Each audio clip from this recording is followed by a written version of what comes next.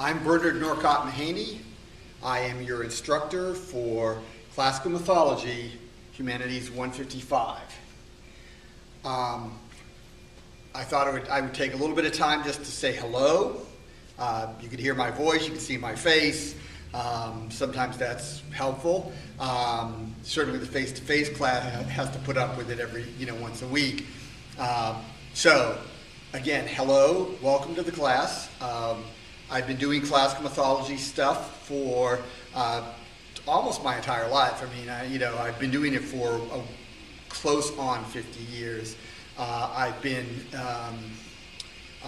teaching this particular class or variations of this particular class for over 20 years, and I've taught Latin for that long as well. So I do have some background in this stuff. I do it because I like it. I find the stories interesting. Some material like the Iliad, the Odyssey, and the Aeneid, I read, in large part, if not in their entirety, pretty much twice a year. So, I'm pretty familiar with this stuff. So, to get started, you will need the textbook that we're going to have, and also an additional book that you'll need by the end of the term. So the textbook that we're using is Classical Mythology in Context by Leah Maurizio.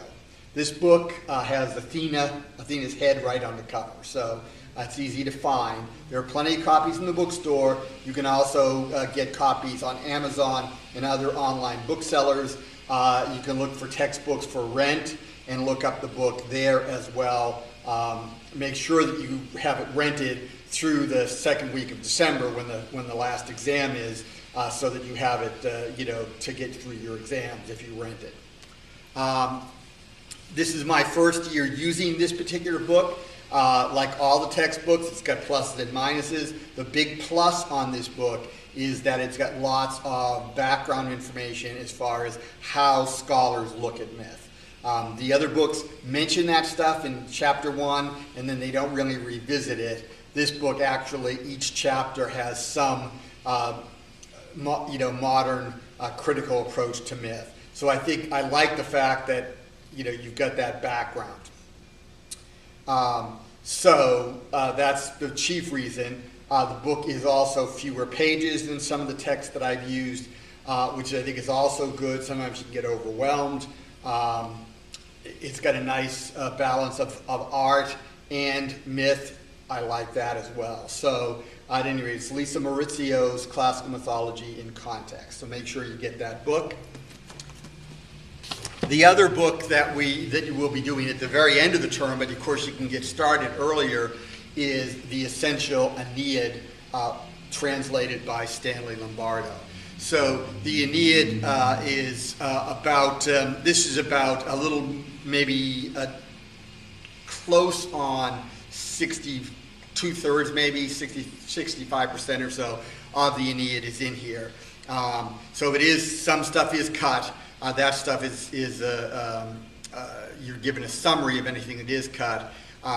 The reason for this is Maurizio, for all its virtues, and it does have some strong virtues, does not really deal very much with the Roman take on Greek mythology. And I think that is sort of a mistake, because up until the 14th and 15th century, when the Renaissance started, everyone in the West knew Greek mythology only through Roman authors. So leaving out a lot of the Roman stuff, I think, is a big mistake. But again, you have pluses and minuses. So to confront that minus, I'm including maybe the most important Latin poem, the epic, the Aeneid, in an abridged form. But I think it has most of the important parts.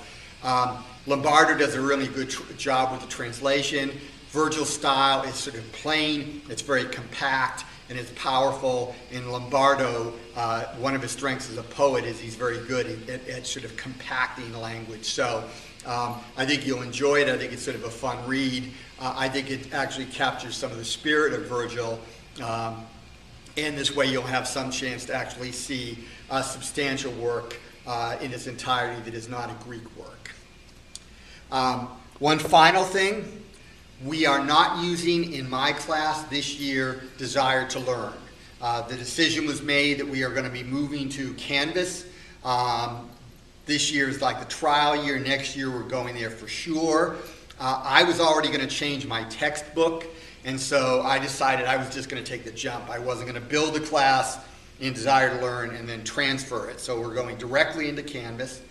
Canvas looks like it's pretty easy to use from what I can see. I mean, I've put the class together, and it looks pretty user-friendly to me. At any rate, so what you want to do is go to canvas.jcc.edu. That will get you to the sign-in page for Canvas, and this class should come up. If you've got any other classes in Canvas, those should also show up. If you do sign into Desire to Learn, all you're going to see on the Desire to Learn page for this class is a redirect to Canvas. So again, direct route is canvas.jcc.edu in the address bar, and you'll get to the sign-in page and then get on. I'm going to go through some stuff about Canvas. So to get to Canvas, you're going to type canvas.jccc.edu in the address bar. Hit enter, and you'll get your sign-in. You'll just use your regular JCCC sign-in at this point, and click login or hit enter, and that will take you to the page. So here we are on student view for the class. You'll notice over on the left there's home, which is the module listing pages. The modules would show something similar. The syllabus, there's an online version of the syllabus. You can click on that and the syllabus will come up. In doing the orientation quiz for the class, I would recommend you use the PDF that I sent you, since that has actual page numbers on it that you'll need for completing that quiz. List of assignments, list of discussions. There will be weekly discussion boards. Basically, you know, in a face-to-face class, we could actually discuss stuff in a class face-to-face. We don't have that option in an online class, so we've got weekly discussions. And even in my face-to-face class, I do have an abbreviated version of these discussion posts. Grades will show you what your current grade is. Chat, we may use chat from time to time in the class. At this point, I don't plan on using it, but that's over here as well. So now we're going to look at what you need to do for the first week of the class. So on the so you know what to do. Pretty much things are going in order, so we're going to start with getting started. These PDFs are all files. You can look at those, you can download those, you can save them if you want for future reference to a thumb drive or some other device.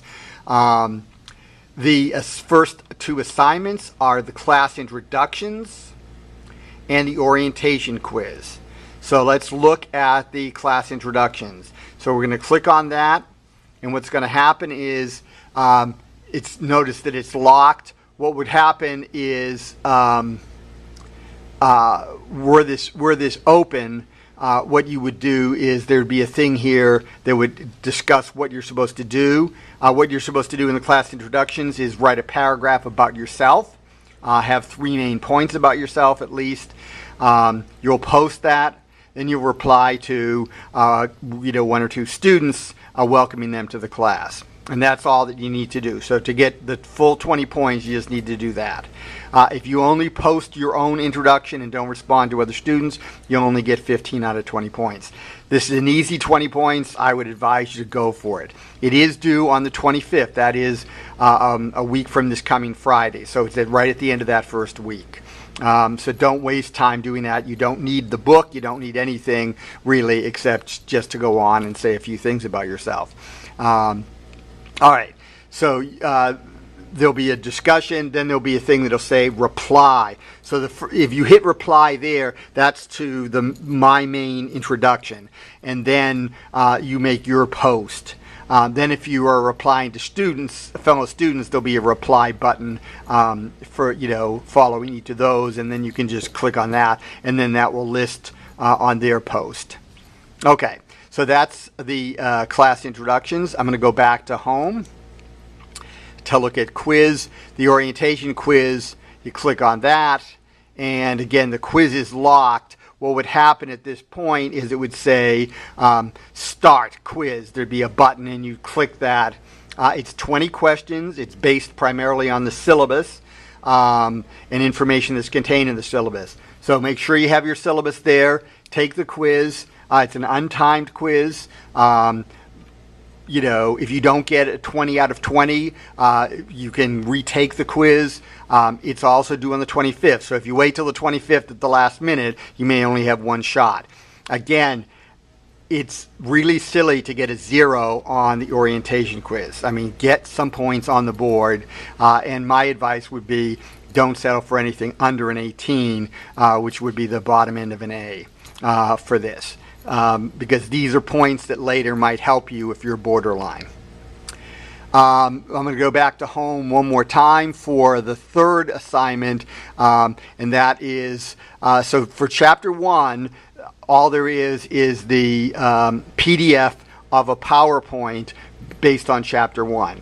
It's up to you to sort of read Chapter 1. Chapter 1 will be on the first test. There are no postings that are required on Chapter 1. On Chapter 2, there is a PDF, and then the first discussion, which covers the Theogony by Hesiod, and the introductory material on that, you would post. And again, you'd click on it, you'll have a discussion board. That discussion board, you're supposed to post 5 posts altogether.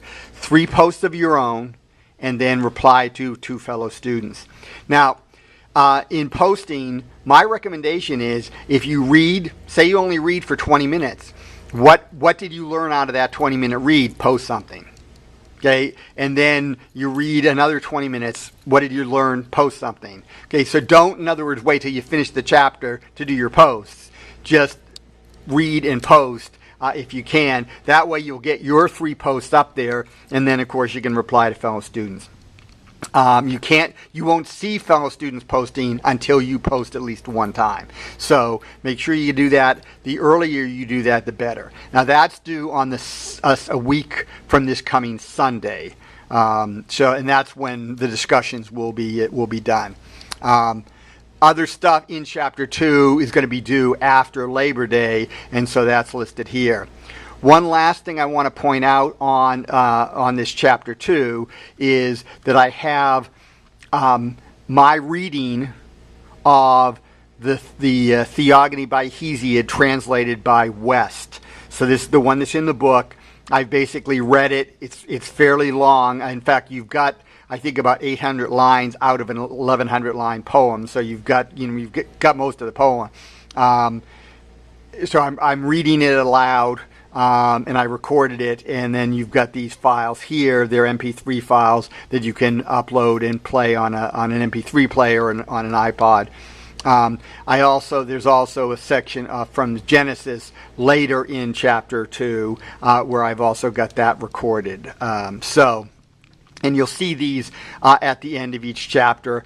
From now on, they'll be listed as a whole file on the whole chapter in a zip folder that you have to unzip or expand the files. So I think that largely does it as far as navigation goes. If you need to send me an email, you would click on Inbox, and then once you're into Inbox, since I'm not a student, this doesn't come up. There'd be a little thing up here that looks like a quill pen. I'd click on that to compose a message, and then you would send it to the teacher, which is me, and I would get that message. Some of you already figured this out because you've already replied to me. Good job. It's good to keep communications going for an online class. So I think that largely does it as far as how to use Canvas. Look forward to seeing your posts starting this coming week. Bye.